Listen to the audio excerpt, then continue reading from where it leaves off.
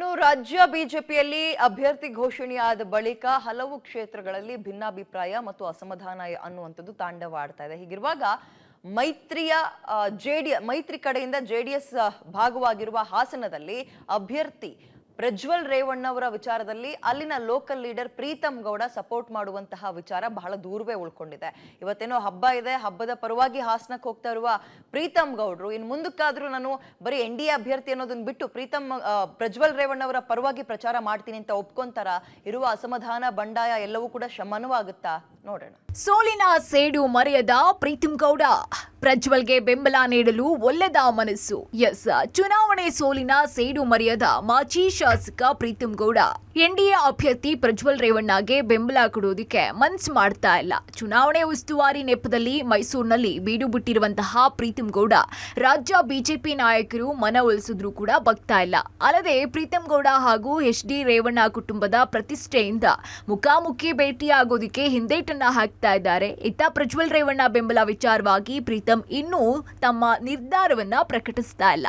ಇನ್ನು ಈ ಎಲ್ಲಾ ಬೆಳವಣಿಗೆಗಳ ನಡುವೆ ಪ್ರೀತಮ್ ಗೌಡ ಬಲಗೈ ಬಂಟ ಅತ್ಯಾಪ್ತ ಉದ್ದೂರು ಪುರುಷೋತ್ತಮ್ ಶಾಕ್ ಕೊಟ್ಟಿದ್ದಾರೆ. ಕಾಂಗ್ರೆಸ್ ಲೋಕಸಭಾ ಅಭ್ಯರ್ಥಿ ಶ್ರೇಯಸ್ ಪಟೇಲ್ ಭೇಟಿ ಮಾಡಿರುವಂತಹ ಫೋಟೋ ವೈರಲ್ ಆಗಿದ್ದು ದಳಪತಿಗಳಿಗೆ ಎದೆ ಬಡಿತ ಹೆಚ್ಚಾಗಿದೆ. ಯಾವುದೇ ಸೂಚನೆ ನೀಡದ ಹಿನ್ನೆಲೆಯಲ್ಲಿ ಕಾಂಗ್ರೆಸ್ ಅಭ್ಯರ್ಥಿ ಪರ ವಾಲ್ತಾಯಿತು ಹಾಸನ ವಿಧಾನಸಭಾ ಕ್ಷೇತ್ರದಲ್ಲಿ ದೊಡ್ಡ ಸಂಚಲನವನ್ನೇ ಮೂಡಿಸ್ತಾ ಇದೆ. ಇನ್ನು ಪ್ರೀತಮ್ ಗೌಡ ಬೆಂಬಲಿಗರ ನಡೆ ನೋಡಿದ್ರೆ ಮೈತ್ರಿ ಅಭ್ಯರ್ಥಿ ಪ್ರಜ್ವಲ್ ರೇವಣ್ಣಗೆ ಒಳ ಏಟಿನ ಭಯ ಶುರುವಾಗಿದೆ. ಹೊಳನರಸೀಪುರ ವಿಧಾನಸಭಾ ಕ್ಷೇತ್ರದಲ್ಲಿ ಎಷ್ಟು ಲೀಡ್ NDA ಅಭ್ಯರ್ಥಿ ಪರ ಕೊಡ್ತಾರೆ, ಅದಕ್ಕಿಂತ 1 ವೋಟ್ ಜಾಸ್ತಿ NDA ಅಭ್ಯರ್ಥಿಗೆ ಹಾಸನದಲ್ಲಿ ಲೀಡ್ ಕೊಡ್ತೀನಿ. ನನ್ನ ಜವಾಬ್ದಾರಿ.